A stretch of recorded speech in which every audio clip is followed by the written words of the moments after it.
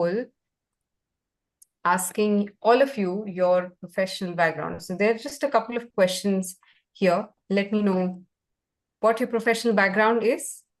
Okay, answer that in the poll that I've launched. Let us know your work experience. Yes. Yeah. Devendra, hi. Christopher, hi. Nitin, hi. Good evening. Anyone else who's joining in, just make sure you answer the poll. And see, in case you're watching us on either YouTube or LinkedIn, please leave us a hi on the live chat. Okay. And in case you're wondering what we're doing right now, we're trying to collect information about your professional background, what you do, how many years of experience you carry. Okay. Great. Great. Let me see the responses. Yeah. Bryan, I'm just ending the poll here and sharing results with you. Got it. A lot of them from tech. Not a big surprise. This is a good certification for people in that space. Yeah. And yeah, a lot of them have more than 10 years of experience. So yeah. Impressive. That puts them in the eligibility bucket already, but we'll talk about that in a while. That's right. Yeah. Yeah. All right, great. Just some quick ground rules. You might have a lot of questions to ask Bryan. Make sure you use the Q&A box. We've got a little over 100 people here in the session, so it's hard for me to keep track of the questions that come on the chat box. And because this is going to involve live practice, again, people might be sending in their answers. So just make sure if you've got questions related to your PMP journey, certification, preparing for the test, anything, just put them on the Q&A box and make sure they are also relevant to what's being discussed, right? So like I said, make sure you stay till the end to receive the webinar certificate and all the other resources that I mentioned. Another very special resource that, we've launched, Simplilearn has launched, about which is why I'm really excited to talk about it, but I'll talk about it towards the end. Yeah. So these are just some ground rules, and there are going to be a lot of polls as well, asking you about how you've, how you found the session, whether you're interested in the program and all of that. Make sure you're active and engaging on the polls as well. Yeah. Right. Just a little bit about Simplilearn. What we do is we offer certifications, career-aligned learning paths in a lot of domains, and all of our courses have Gen AI components included, including the project management, Agile and Scrum certifications. All of these have Gen AI components included, right? And we also have courses in the domains of AI, machine learning, data analytics, cloud computing, cybersecurity, a lot of them. So you can actually head to simplilearn.com and check out these courses. So we've touched more than 8 million learners worldwide in from countries, from more than 150 countries. We've got 1,000 plus amazing trainers, 40 plus global accreditations, and also we've got partnerships with some leading organizations and universities. Some of them are Purdue. We've also got partnerships with PMI, also some Indian universities like IIT Guwahati, IIT Kanpur. So you should definitely head to, I am sharing my screen. I hope that's visible. I think it's working perfectly fine. In case people have issues with their screen, just make sure you rejoin because it's working fine at my end. Yeah. Bryan, can you also confirm? Yeah, it looks great to me. Yeah. All right, great. So with this, let's quickly jump right into the session. I'll also introduce Bryan to you.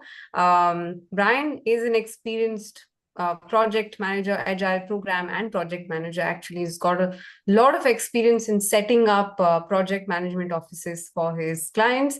He's also a certified PMI trainer, also a bunch of other certifications that he carries, along with the PMI trainer certification. He provides mentorship to a lot of learners like you. And he's also a contributor to PMBOK, which is why we have him here in today's session for helping you with the live practice, right? Welcome again, Bryan. I'll let you introduce Yeah. yourself as well.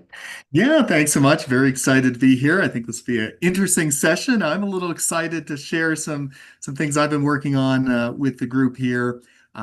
So yeah, I guess we should just dive right into it. What do you think, Aparna? Yeah, we should dive right into it, actually. But I think before that, we'll just talk a little bit about the PMP test. A lot of them had questions, Mm, in our previous session. So let's probably talk right. about why PMP firstly. What is the certification all about? Yeah, that's a great place to start. You're exactly right.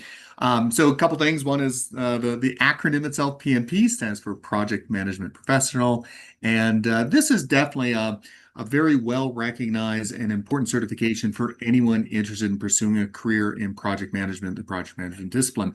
And we'll probably touch on this a little bit as we progress, but I'm certain there's a lot of questions, particularly from folks that have a little bit more experience, those people that have 10 plus years of experience around, hey, what does this discipline, what does this career look like with some of the changes we see with AI and some of the rapid technology advances? And I think that's an important question. Everyone should probably be spending some time asking that question, getting a few answers.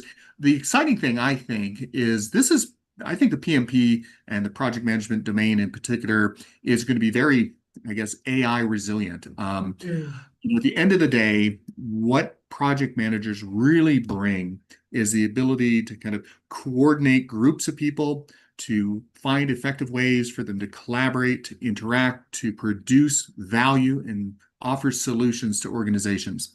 And that is just something that AI, at least at this point, and I don't think at any point in the future will really be good at. It's not really going to be good at bringing people together and connecting and sharing and collaborating and sort of identifying a shared vision and outcome. So I think if at any point in our careers, this is probably the point that the project management certification and the discipline are probably going to be most impactful. Yeah. And we're going to dig into that a little bit. So let's see what that involves. Yes, absolutely. Another question that a lot of learners have is who can really apply? Am I really eligible to Yeah. become PMP certified or also apply? So what is it that is needed? Yeah, that's a good question. And what makes the PMP perhaps a little bit unique amongst many of the other certifications and other types of training material you can demonstrate is that it actually has a fair amount of prerequisites, and we can see one of them. The first is there's an expectation that you've got some experience. So the fact that many people here have 10 plus years of experience is a good signal because you would need at least that amount of time to kind of demonstrate you've got some of the skills and knowledge to apply these techniques as an effective project manager. You do need a 4-year degree. Now, you don't have to, but it certainly reduces the amount of years of experience. So if you've got a 4-year degree, you need 3 years or 36 months of project management experience. Now, when we say that, that is 36 contiguous months. In other words, you've got to be able to demonstrate that you've got 36 3 years of experience. Now, that can be over a 7-year period, but it has to be applicable directly to project management. So being part of a project team, either contributing to the project, leading the project, whatever it might be.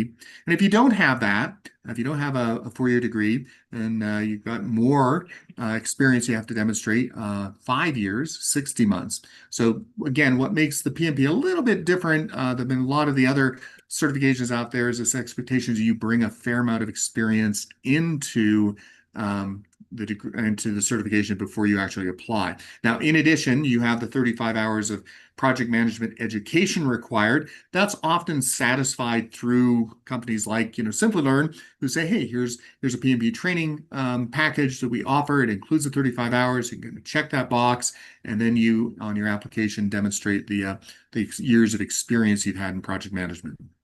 Yeah. So how long, I mean, we just got a question here on the chat, so I thought I'll take this.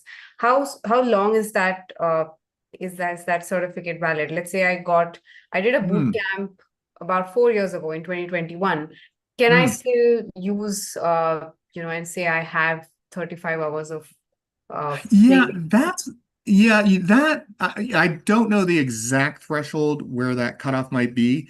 Mm, So the best place to start is always go to the PMI.org website. They're always available, both online chat, and you can actually phone them, and a real human being, I don't think it's an AI chatbot yet, will pick up the phone and answer your questions. But my expectations would be, certainly if you've taken it within the last 3 years, I think you'll probably be covered for that 35 hours of project management education. understood. Understood. Got it. Got it. All right.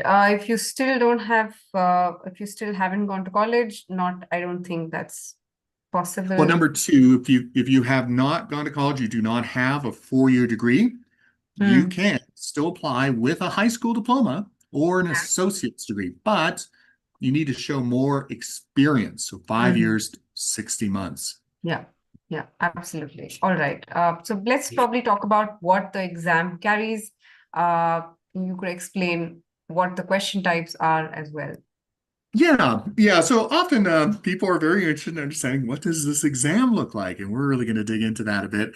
There's, exam anxiety is a thing. I think we can all relate a little bit to it. So the first thing, and not to get too overly detailed here, but basically think of, you're going to get 180 questions. Of those 180 questions, they're going to be distributed across these three domains: people, process, business environment.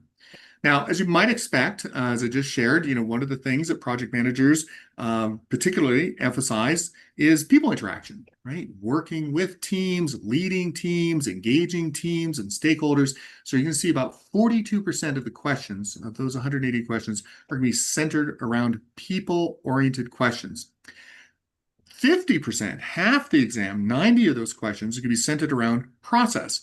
So these are the key project management processes that you follow, things like creating a schedule, developing a budget, managing to scope, dealing with risks, with issues, engaging stakeholders. So all those are sort of process questions. And then we have business environment, and only 8% of that, but it's a very important 8%, understanding how your project is supporting business goals. What kind of outcome is your project going to produce? So the questions are going to center around these three general areas, and we're going to dig into those a little bit more. Just give a little bit more context on that. Now, the questions themselves generally are multiple choice. We're going to be spending some time multiple choice, but they've got some other types of questions that are going to be on the exam, particularly now that it's more of an online experience. So things like, you might have multiple response, pick 2 of the 5 items that best answer those questions. Matching, you might see something where you got to kind of match things together, drag and drop them. Hotspots, where you've got sort of an area that you've got to associate other answers to. Situational questions, think of these as sort of scenarios that you have to answer. You're a Yeah, project manager doing something, how should you respond to this? right. Yeah, there you go. Yeah, excellent. Yeah. Great, great. So before we actually get to actually practicing questions, let's probably talk about some challenges. I know you've already addressed that so far, but let's also talk about what kind of mistakes or challenges that learners may make, apart from, of course, the ones that are listed here. Yeah, that's I think important, kind of get the right mindset before you take an exam. One way I tend to think of this is like, if you're, exercising so you could complete maybe a 5K, a 10K run, you'd want to practice a little bit, right? And you'd want to manage sort of your time. You don't want to kind of sprint out of the gates and find yourself exhausted halfway through that race. So managing your time. You have 180 questions. You've got about 2.5 hours to answer, or 3 hours to answer all the questions. Just make sure you're pacing yourself, not spending too much time on any one question. That, if you are finding that it's taking me a long time, I'll just skip it, come back to it later. Making sure you're spending some time reading the questions thoroughly. A lot of times you're going to see that they're pretty long questions. There's a lot in the questions. So taking the time to read it thoroughly, take your time. Make sure that you're avoiding some of the common traps where maybe the first answer seems like the right one, so you just select it without really carefully reading the other answers. making sure you're reading each answer in its entirety, because sometimes if it's a long answer, you might find the last part of the answer changes it a little bit. So making sure you read it quite carefully, quite thoroughly. And then the biggest thing I would encourage everyone here, and which is kind of what we're bringing today's session forward on, is that just practice, practice, practice, practice. Like anything you do, the more you practice it, the more confident you become. And generally speaking, the faster you are at answering the questions. So take the time to do lots and lots of practice questions and exams. Yeah, all right. So before we jump into practice, just a couple of more questions, Bryan. Is it necessary that people also memorize formula? I mean, is that required? Mhm. Yeah, so the short answer is yes, there are some formulas you're going to have to Mm. memorize. When you start the exam, it is a closed book exam. You are not allowed to look at the PMBOK. You're not allowed to bring any notes into the exam. So the expectations are you bring in just what's in your head. So good practice oftentimes is to take the formulas that the PMBOK describes and just sort of write those down quickly on a piece of paper as soon as the exam starts so you can reference it easily. The good Yeah. news is there's not that many formulas and there's not going to be that many questions using the formulas, but they will certainly be on the exam. So I'm not suggesting you shouldn't pay attention to them, but don't Yeah. let it kind of overwhelm you. You're going to have lots of questions that don't require a lot of the formulas either. Right. Got it. Another one is also associated with the practice that we're doing. How many mock tests is enough mock tests for someone to be ready? What do you think? Yeah, I think on that topic, it's going to depend a little bit on the person, but generally speaking, what I would say, you should probably take enough mock exams to the point you're confidently getting 80% of the questions correct. Hmm. Now, for some of you, you might, be very skilled at taking exams, in which case, good for you. I'm a little envious. But yeah, just take those exams so you get 80%. That might only take one or two practice exams. Others might take three, four, maybe even five practice exams. But my general guidance would be target three. Take three full-length, end-to-end practice exams. Hmm. And if you do three confidently, you're in a good position to take the real exam. Amazing. So yeah, I think those are your answers, learners. Now it's time for the live practice. You guys have to Gosh. be on your toes now. So if you have a pen, notepad or anything, just keep that ready and let me know on the chat. Bryan, how are we going to do this? Are you going to share Well, your screen or? yeah. So let me, I think I'll try and share. So, but let me give a little bit of a backstory here. So, one thing you heard Aparna say at the start of the session, a big emphasis that Simplilearn has is on Gen AI, right? We know Yeah. this is, increasingly important. Organizations and learners are all very interested in learning more about Gen AI. So, with that in mind, I've of course been doing this for a long time. I have thousands of exam questions that I've developed and shared with, Simplilearn and even the PMI that they use in some of their exams. Now they rotate these a fair amount, so I don't not entirely confident any of these questions would still be in the exam. But I had this large database, so I thought to myself, geez, what's the best way to get some benefit from this? So what did I do? Of course, I went to ChatGPT and I said, hey, I'm going to do, you might have heard this term, vibe coding, where I'm going to say, hey, I want to create a little app and I want the app to ask some questions. And Wow. it was kind of a fun experience, very lightweight. So the only thing I have not been able to do is just upload it to my hosting site, which it won't take me very long, but I just ran out of time today. So I'll try and do this later. But let me do this. Can I share? Yeah, you can. I'll just stop my screen sharing. You can. Awesome, awesome. All right, so let me see this.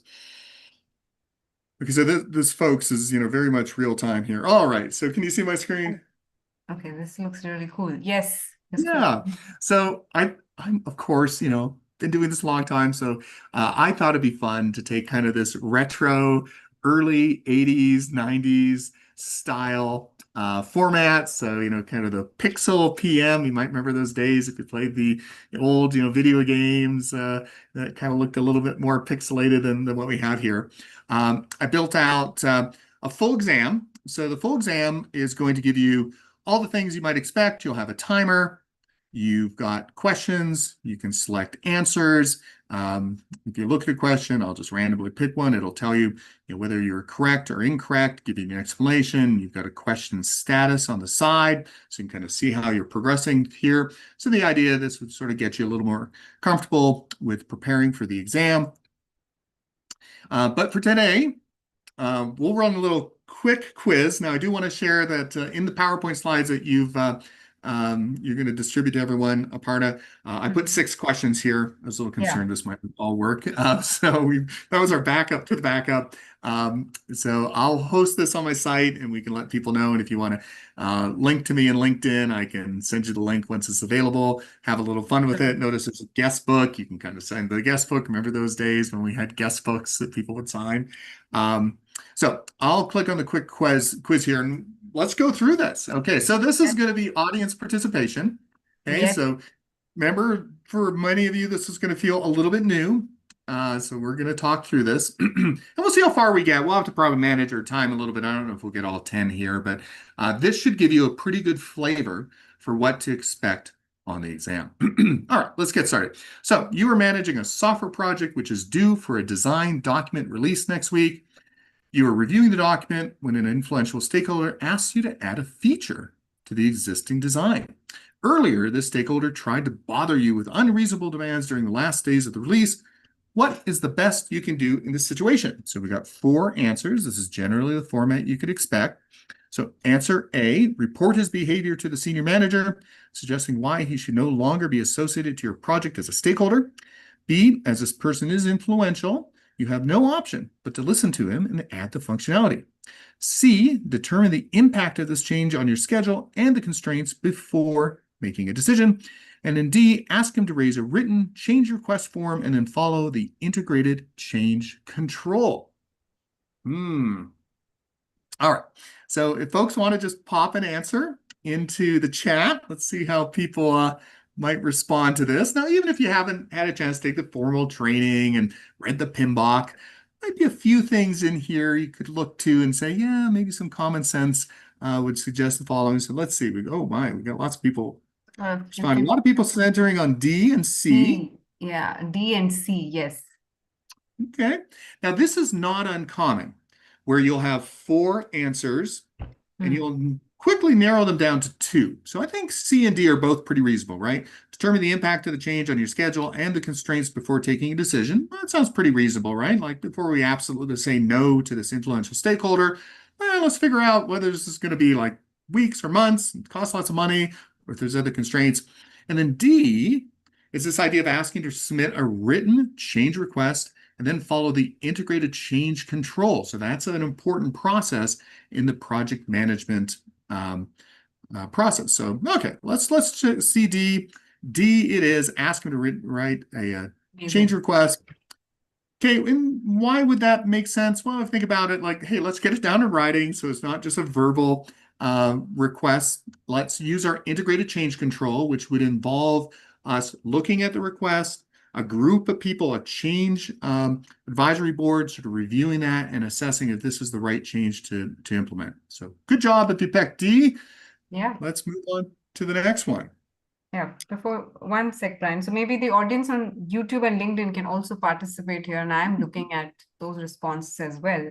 Okay. You can actually check your readiness through these questions. Yeah, go ahead, Brian. Sorry. Excellent. All right. Let's talk about this one. So as a project manager, you're determining the resource requirements for a project, including human, equipment, and tool resources.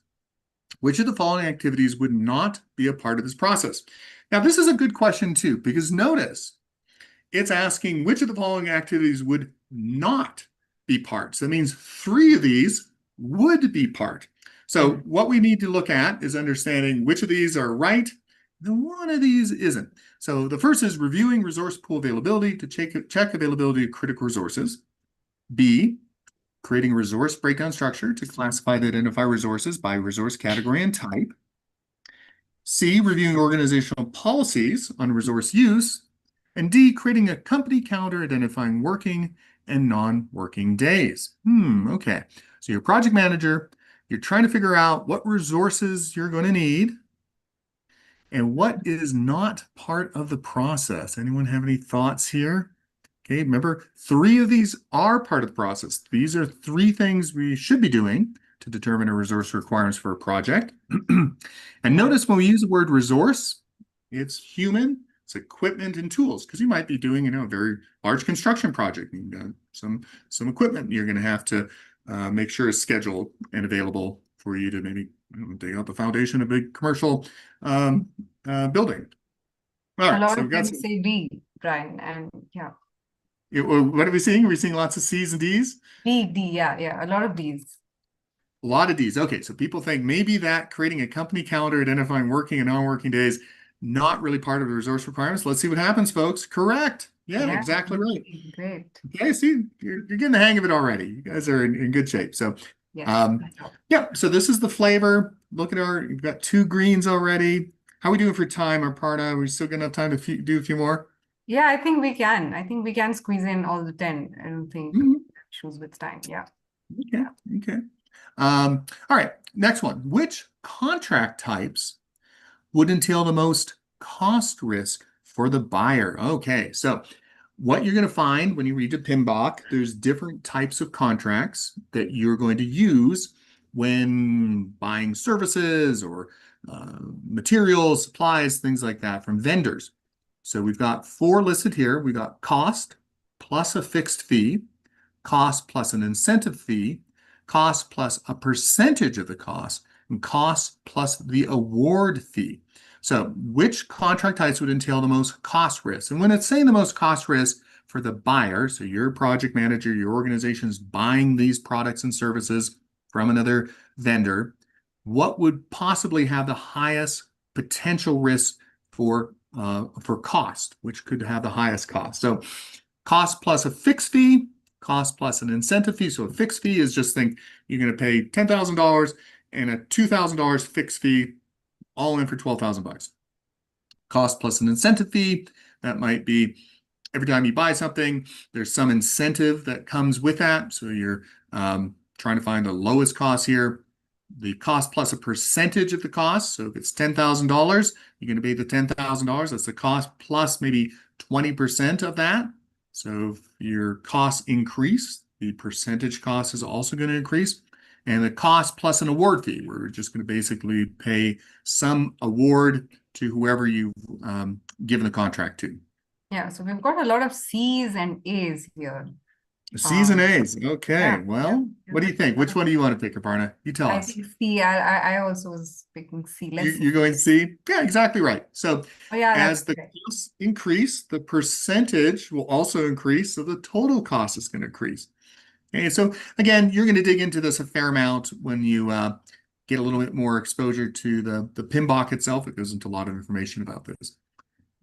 Okay, making good progress here. Within an organization, leadership influence will be dependent upon the type of blank that the leader can exercise over the followers. Okay, so that sort of dynamic there.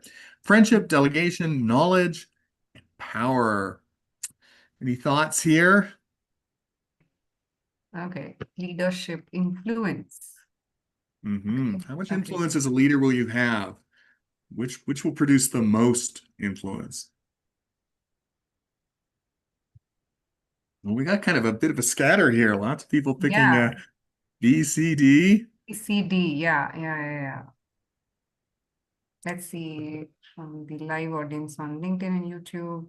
Yeah, a lot of C's and D's there as well. Okay. Yeah, so again, when we think of strategies for answering questions like this, the first is to find opportunities to eliminate questions. So I think we could probably all agree that friendship might not be one that will provide a lot of influence on a leader and follower dynamic. So now we're down to 3. So we got delegation, knowledge, and power. So leadership influence be dependent upon the type of blank that the leader can exercise. So what do we think it might be? What are you thinking, Aparna? I'm going to put you on the spot again. Yeah, I don't know, delegation, maybe power. I think I'll go with power. Yeah. You're going power. Okay. Let's Okay. see, a Let's lot of see. D's here as well. So I'm just, Oh, but you nailed it. It was definitely power. Yeah, understandably, power is going to have a pretty big influence over that or influence on the influence with the people you're working for. So, Yeah. so you can see, now notice this has an interesting action. This is a dummy question. You can see now, this, not to get too kind of alarmed by this, but what the PMI does when it has its 180 questions in the exam, it takes a few dummy questions and it inserts them into this. And those questions don't get scored. They don't even get counted. And why do they do this? Well, they do this so they can figure out if this is a good question to use in a future exam. And if they find that most people aren't able to answer it, they say, oh, maybe this isn't well written. Maybe we need to revisit this, or maybe it's too easy. Everyone gets it immediately. They say, well, let's see if there's some other ways we can structure the answers to this. So that was sort of a little aside there, but you guys did good because that was still the right answer. Look at us. We got all these greens here. Yeah. All right. How about this one? You've recently joined a new organization where there are many problems with project management. Projects aren't getting completed on time. Maybe others might be under budget or over budget. So you've been assigned to help the senior management of the organization understand these problems. Which of the following reports should you create? A bar chart, a detailed cost estimate, a milestone report, or a Gantt chart. Now, notice there's a little bit of clue there, right? It says projects. Clue there, and a lot of learners are, already giving in D as their answer. They're getting right on it, aren't they? Yeah. Yes, yes. So, okay, so projects not completed on time. And is it D? Everyone's saying D? Yeah, D it is, yes. Oh, no, it is not. Oh. No. Oh, well, I guess it tells us we don't have all the answers here. Two things about this. The first is not unexpected if you haven't taken the training. I think some people have, which is great. But if you haven't, yes, some of these questions are going to be a little harder to answer without some of the training. Second thing is just beware that it's really hard to get every question right. So you can expect to get one or two that weren't going to be right. And in this particular case, we want to make sure these milestone reports give us sort of the high level visibility to what has actually been completed on time. How are we progressing to completing our projects? And milestones are a really important mechanism to understand our progress. The organization I'm working with right now, this is an important area that we're spending time on, is what are the milestones? How are we tracking to these milestones? Because those are the signals that our leadership in particular need to understand so they can help support the goals of the project, including the project schedule. Right. Okay. Well, we're still doing pretty good though. All right, you're sent by your company to execute a project in a foreign country. All of your equipment is detained at the airport, and the airport authority asks for a fee to release the equipment. You're also losing time in your project. What do you think we should do? A, don't pay the fee. That's clearly a bribe. B, pay and then get the money from the management reserve that the project has available. C, establish whether such a payment is legal in that company. Or D, ask your boss for the next step. A lot of C's, a D, okay. A lot of C's. Yeah, a lot of C's. Establish whether such payment is legal, pay and get the money. Okay. What do you think, Aparna? I don't know. I think yeah, now this pay and get the money from management. Yeah, okay. Yeah, so this is an ethical question that you're also going to see. Now, one thing to be aware of when you successfully get and pass your PMP exam, you are now going to be a certified project management professional, and there is some ethical obligations to come with that. There's sort of a code of conduct that is expected, including the fact as project managers, we are going to work with the interests of our customers in mind. One thing that we are not going to do is we certainly are not going to accept bribes. Now, a lot of times these can be kind of cloaked as administration fees, etc. So, so let's first see what this is. Yeah, let's figure out if this is legal. Let's check in with people that are experts in our company who can tell us this is okay to do. Right. Yeah. Yeah. I think a lot of them got this right. Just great Yeah, job. yeah, good. We've got a very ethical group of people who have joined us today. All right, how about this one? Which of the following statements is incorrect about the critical path method? So that again tells us that means 3 of these are correct.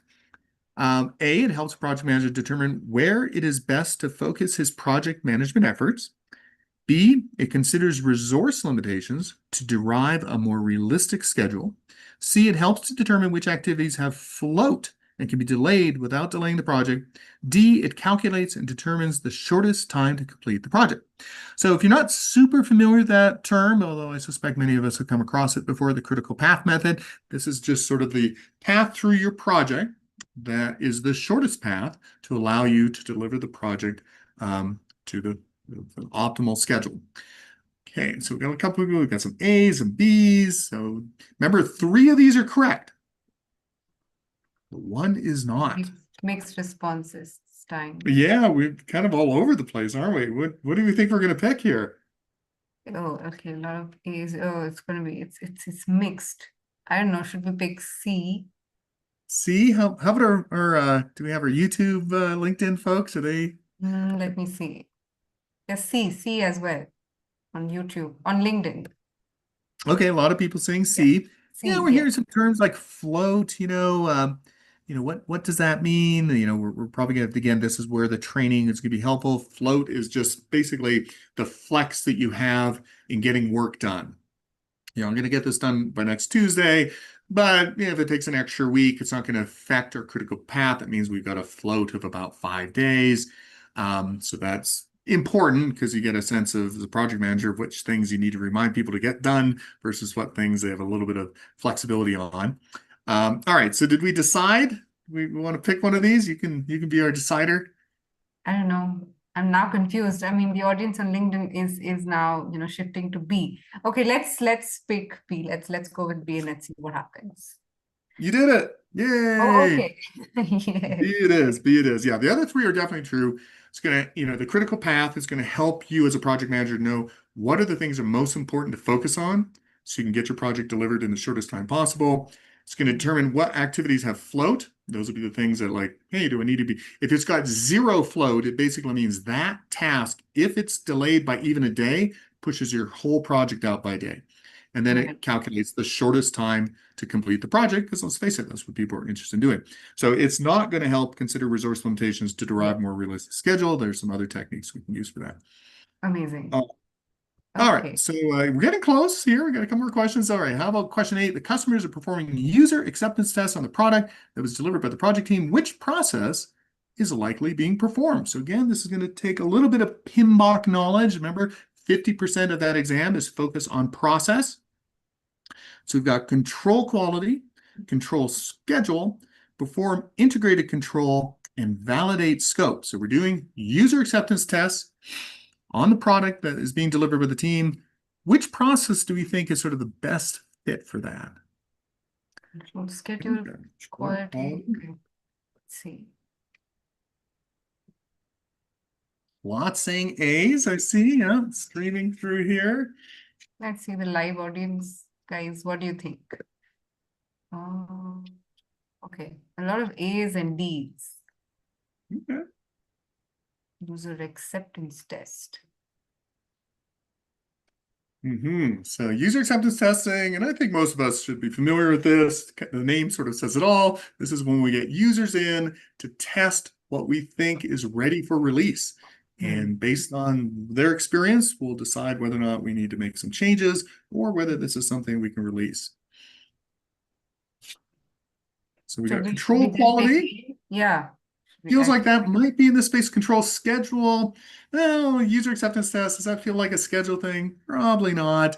Perform integrated change control. So change control is that place where when we've got a change to scope, budget, or schedule, we want to have that review occur. Validating scope. Okay, well, validating scope, maybe you could argue the user acceptance test is part of that, right? We're confirming that this is completed. So I think we can probably eliminate B and C. So what do you think? You want to go A? Yeah, let's go with A. Let's go A. Oh, so close, so close. Yeah. So this isn't uncommon because the 2 are very, closely aligned, but what we're really doing is validating the scope.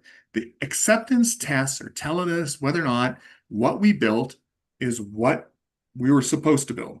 Okay, that's what usually acceptance tests are trying to help us out. Now, controlling quality is also important, but that's going to be more in the form of ensuring that we've got, the right metrics we're using, the right, products, materials that are being used in developing the product, things like that. That's our control quality. Right. All right, we got two more here. Which of the following is a Okay. defect?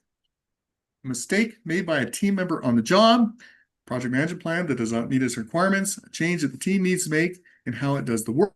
A change request that's been rejected by the change control board. So which of these is a defect? Yeah. Answers, everyone. Okay, let's see. What about the others? Okay, A, B. Mixed responses A little bit again. mixed, okay. Now remember, our strategy should be to eliminate things we just, don't think are accurate. So the first one, a mistake made by a team member of the job. Well, man, that sounds like a defect. So I think that's a good candidate. A project management plan that does not meet its requirements. Is that a defect? It doesn't really feel like one to me, but we'll park that one. Maybe we'll come back to a change that the team needs to make and how it does the work. Not Feels a really. little bit of process improvement there. And a change request has been rejected by the change control board. Well, that one we could probably feel a little more confident saying, well, that doesn't sound like a defect if the change control board reviewed it. So we're kind of eliminating a few of these. I think we're seeing a lot of A's. A's, What do yeah. you think? Yeah. Yeah. Let's go with A then. Let's see. Oh, we were so close. We were so close. I did see some B's coming in there, and I felt a little bad because I think folks that picked B were obviously doing a good job reading this question too. So any imperfection or deficiency in the project component where the component does not meet its requirements or specifications needs to be either repaired or replaced. Of all the options, B is the closest. Okay, now a mistake made by a team member of the job, maybe what we're recognizing there is that doesn't always result in a defect, right? Maybe didn't clean the coffee filter at the end of the day. I don't know. There could be something, or clean out the fridge at the end of the week. That's not necessarily going to be a project defect, but certainly a project plan that doesn't meet its requirements will be. All right, we got one last question here. Come on, gang, let's see if we can do it. Which of the following statements does not describe the essence of integration management in the context of project management? Okay, so remember, 3 of these will describe it, 1 will not. Balancing of competing objectives and the exploration of alternative actions, the processes and activities needed to identify, define, combine, unify, and coordinate process and project management activities within the project management process group. C is integrating different components from the development cycle to create the final deliverable. And D, managing interdependencies among project management knowledge areas. So a few things about this. Integration management, sort of as the name suggests, it's integrating all the processes that the PMBOK has listed out. Okay, and this is really the heart of what a project manager does. One little tip I might give you, anytime you see an answer that looks like B, where you've got lots and lots of detail, like identify, define, combine, unify, it's usually a signal that's probably taken straight from the PMBOK. So you might say, okay, B's probably right, but now let's figure out which of the remaining 3 are not. So we're looking at, so we got some folks saying C, integrating different components from the development cycle to create the final deliverable, okay? Managing interdependencies among project management knowledge areas. I'm going to give you a little hint, that's probably right. So now we're really down to A and C. Someone picked A lot an of S. A's, yeah. All right, that's fun. All right, what do we want to do, Arpana? It's all you now. No pressure. I didn't read the question, unlike the other one. So maybe I'll just go with the audience here. Let's go with A. Okay, I don't A it know. is. It is. So close, but actually that is important to kind of identify where those alternative actions might be.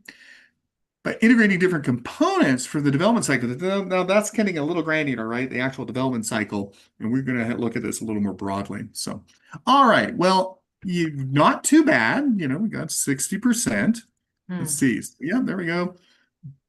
So we're maybe not quite at the point where we should feel confident taking the full exam, but we can keep practicing, right? So, so hopefully that was a little bit fun. I think everyone's very actively engaged. So this gives you a pretty good understanding of what the exam will look like.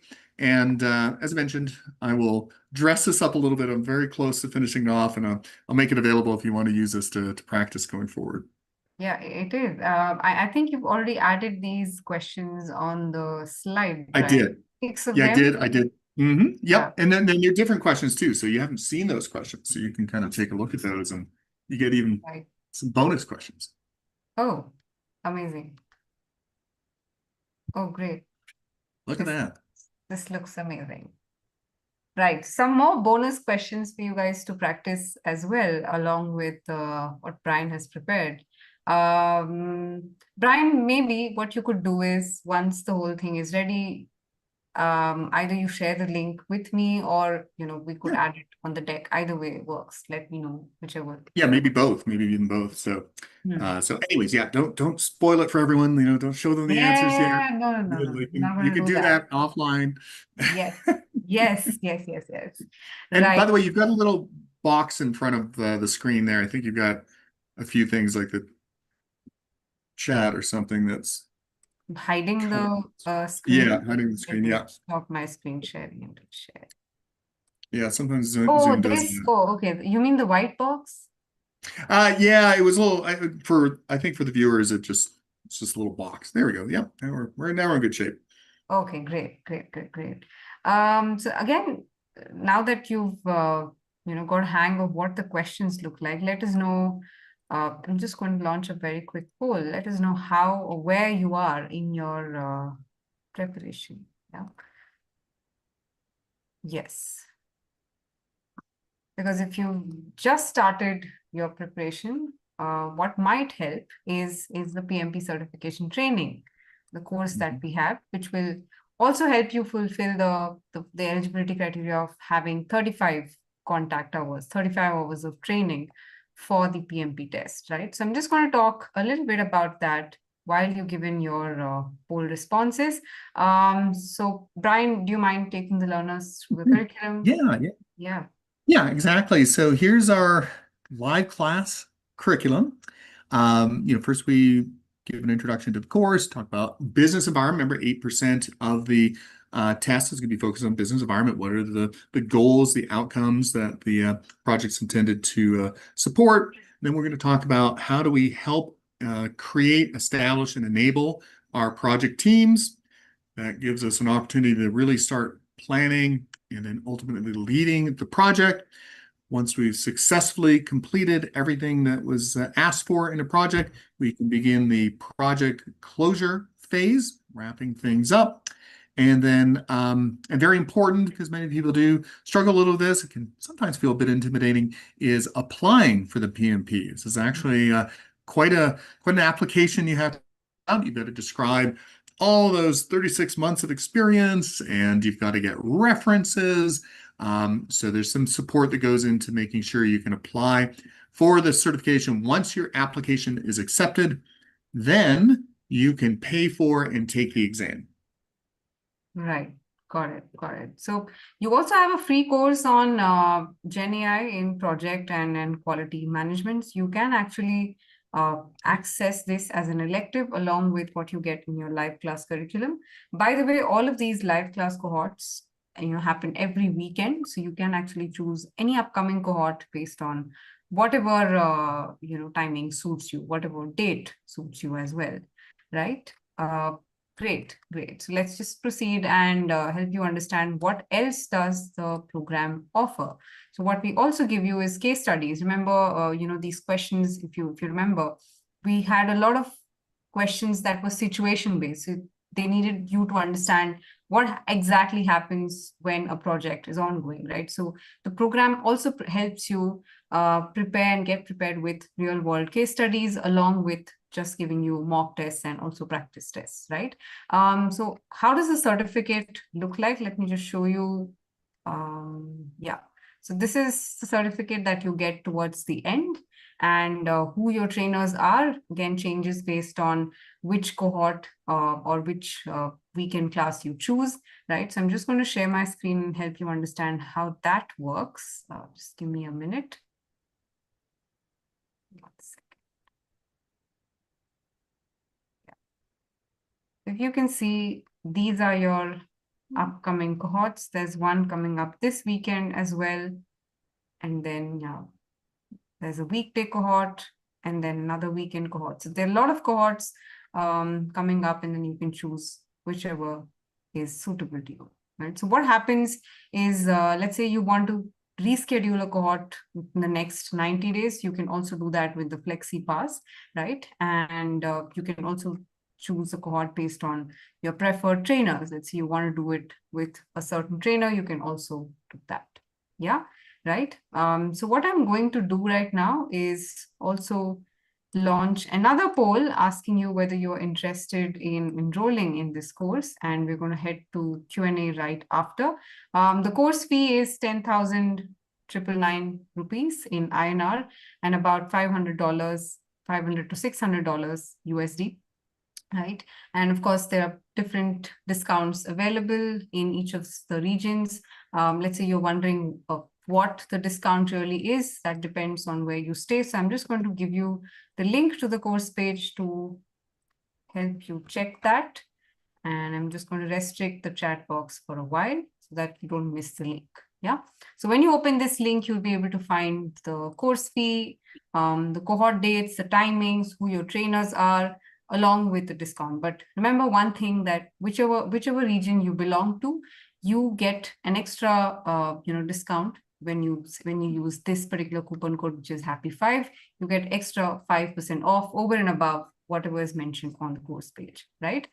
So in case you are interested, what you can do is just give us a quick yes on the poll, and what will happen is a learning advisor will reach out to you. If you live in the US in the next few hours, but let's say you live in India, you might be reached out tomorrow morning, right? And they'll help you understand the enrollment steps. So that's just a very simple process. But in case you're good to go and you want to enroll right away, you can actually do that by heading to the course page. Just click on view training options, and then this link opens up, and then you can enroll. That's how it works. Okay. So I'm just going to head to the deck, and let's see if we have more questions. Okay. Someone is a military veteran, expecting Veteran Affairs to assist in paying the program, is simply not certified. I am not sure if Simplilearn is certified with the Veterans Affairs Education Program. The best person to answer that would be a learning advisor. So maybe you can head to the course page, just drop an inquiry, and someone will help you there. Mm-hmm.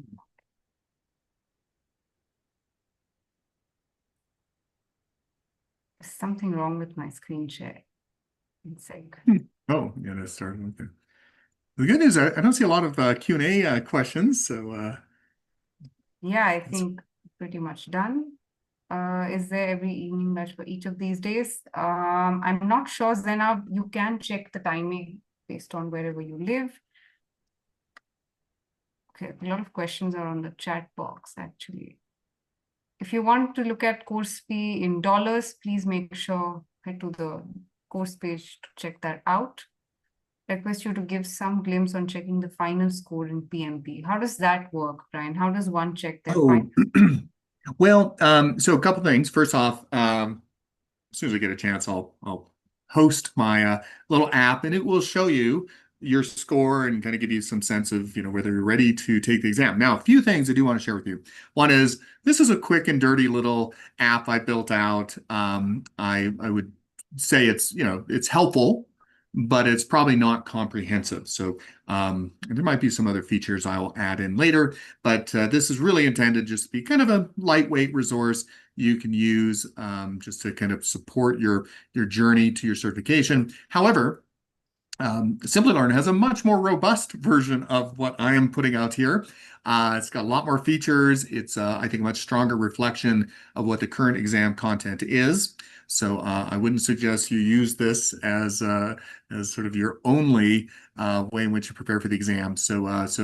But it hopefully also give you some sense of, hey, this is how the questions are generally structured. Here's some techniques we can use to answer questions. And I think it demonstrated too that you can go into the exam and you'll probably get some of the questions right, but you really do need some training to really get you to that threshold of successfully passing the certification.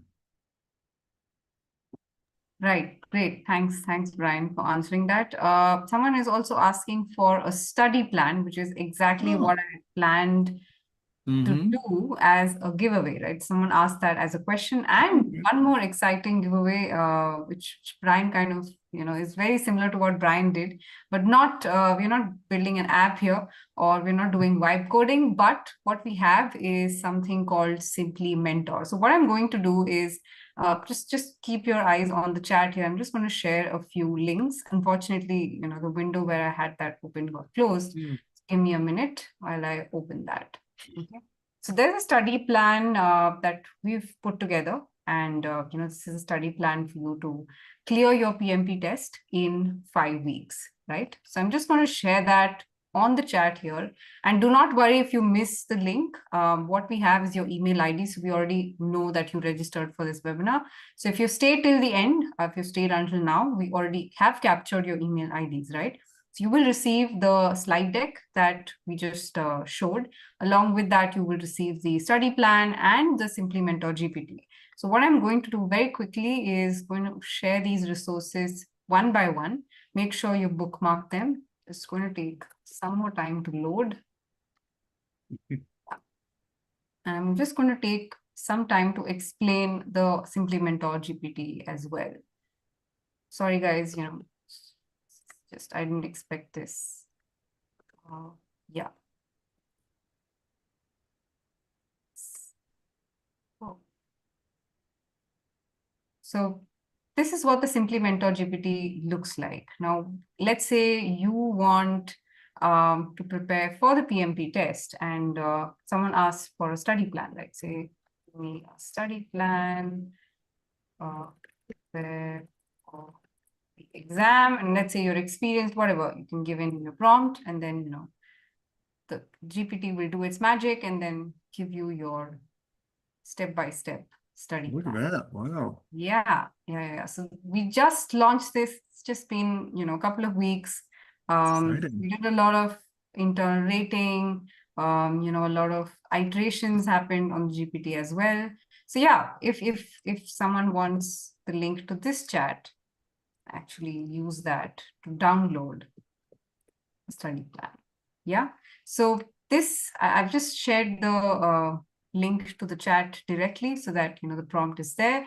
And someone asked for a study plan, right? So this is exactly, yeah.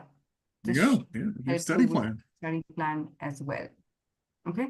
Now, of course, if you head to the free resources section on Simplilearn, you can find a bunch of resources on project management, and one of them is actually an ebook helping you with the study plan. Okay, just having trouble with my screen today and that window.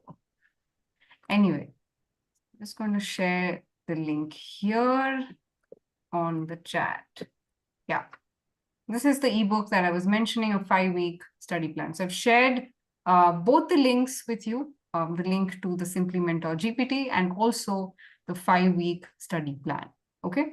Now, please make sure you bookmark these. But again, remember what I said. These are your 2 giveaways that we also share as a follow-up email tomorrow, along with the slide deck and the webinar certificate. Okay, right? Yes, absolutely, Mahesh. You're going to receive that along with everything that I just mentioned. Yeah. Okay, great. So a lot of you have, answered yes on the poll. Please expect a call back from one of our learning advisors.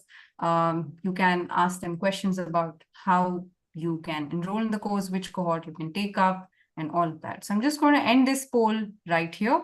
Okay. And let's see if we have any final questions before we end. Just going to stop my screen share. No, okay, we have. Done training, now I want to crack the exam, but don't know where to start, not getting proper time. Someone has finished their training, Brian, and they're just nervous about taking the exam. What should they do? Oh, well, that's not uncommon. I spend a lot of time with people who are just anxious about taking exams. Sometimes it's been a long time since you've taken an exam, particularly as an adult learner. So a few things I would encourage you to do is just start with practice. So If you've taken your training through Simplilearn, it has an excellent and very robust collection of PMP exams. So start with those. It will also give you some indicators on areas that you might need to strengthen. And then once you get to the point you feel confident, get yourself booked for the exam. A lot of times it helps just to, from my experience at least, book a date in the future. Say, hey, I'm going to take this exam, on July 15th.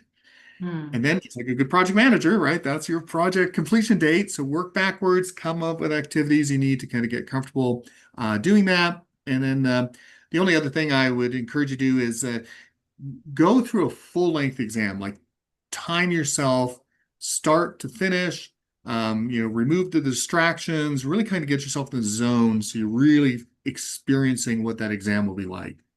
Right. Got it. Got it. Got it. Okay, I know there's no approximate pass percentage, but Alona has a question. Is there a pass percentage or a rough approximate number of correct answers that one should get? Yeah, the PMI does not share that threshold, but my guidance would be think of 80% as your threshold. Got it. All right, great. I think we're also done with the questions. Bryan, it was great bringing this session Great along with you. session. Yeah, thanks. Yeah, great session, great practice, really power packed, and also nail biting. We had that, and you kind of kept the thrill and the excitement going throughout the practice. Yeah. Who knew you could do that for a PMP exam, right? Yes. All right, great. It was great hosting you, Awesome. Bryan. Yeah. Yeah, thanks so much, everyone. Really appreciate your time. Parna, have a great remainder of the day. I'm looking forward to our next session. And everyone else, good luck on your PMP journey. Yes, thank you so much. Bye, Bryan. All right, take care. Yeah. So learners can kind of stay back because I'm yet to collect your names for the webinar certificate. So remember I said you'll get all these resources on your email. There's just one more thing that you need to do is to enter your full name so that we also send your webinar certificate along with these resources. Yeah. Please enter your full name, just like how you would like it to appear on the certificate, and your certificate will look something like, I'm really having trouble with my screen. I'm so sorry. Just going to share my screen once again. Yeah. Yeah, so this is how your certificate is going to look like. Just make sure you enter your names on the poll that I've launched. And in case someone had questions on how you can enroll and be a part of the course, this is the QR code that you need to scan. And this is the course fee sorry, this is not 3,500. Sorry, guys, this is incorrect. Like I said, it's around $500 to $600. You get an extra 5% discount using Happy 5, right? Yeah. Yes. No, the exam I don't think can be taken remotely, Joshua. Pranay, it's okay if you can't see the screen. All you need to do is to enter the name on the poll. Enter the name on the poll, not on the live chat. And if you're watching us on LinkedIn or YouTube and you're interested to be a part of the course, please head to Simplilearn.com, head to the PMP certification course page. If you're watching us on YouTube, the link will be there in the description. So please make sure you click on that and follow the enrollment steps and become a part of our upcoming cohort, right?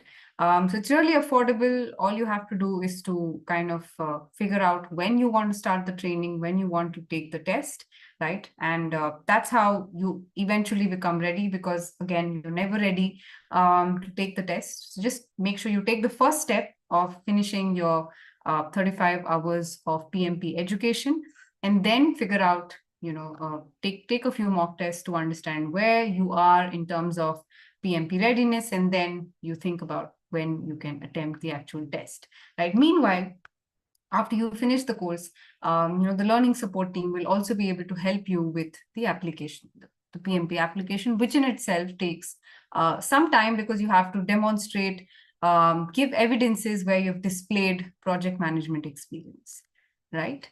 Yeah.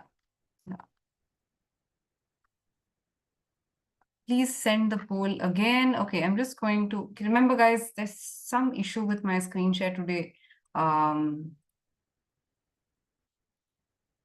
I mean, it's really slow for some reason. This is the QR code. So in case you are watching us on your laptop, make sure you scan this on your phone to access the QR code. But remember, if you stay till the end, either way, you know, we record your name and email ID. So we know that you've attended the session. We will send out resources, but all we need is your name for sending out the certificate. Okay, so yeah. In case you want to receive the certificate, please make sure you enter the name on the poll. What you're going to get as a part of you know, the whole resource package is one, of course, the slide deck that contains the questions, two, the Simply Mentor GPT, the link to that, and three, the ebook that I had mentioned. Yeah, along with, of course, four, the webinar certificate. Yeah, yeah. People, please make sure you use the chat box, sorry, the poll to enter your name, not the chat box. Anonymous, okay, someone has a question. How much time do we need to give for preparation before the exam? So the course itself is a month long. So at least that, plus say another month should be enough for you to take the test. Yeah. And in case you guys have actually asked for a call back, click the yes on the poll. You should be receiving a call back. Please make sure you ask these questions to a learning advisor. Guys, if you're not able to see the poll, please make sure you use the Zoom app. That's where you'll be able to see the poll. Please make sure you are using the updated version of the app. That's how poll is visible. Because on the web version on your phone, I don't think the poll is going to be visible. Okay. Yeah. Let's see. But I see a lot of you have already responded to the poll. About 15 of you left. So I'm just going to wait out for a few more minutes. And I'm still going to share my screen, keeping the QR code live. Yeah. Remember, if you still can't see the poll, this is if you can't see the poll, what I'm going to do is sending my email ID on the chat. So it's webinars@simplylearn.net. This is if you can't see the poll, haven't entered your name, please make sure you email us requesting, you know, for the certificate. Okay. All right. Emails tomorrow.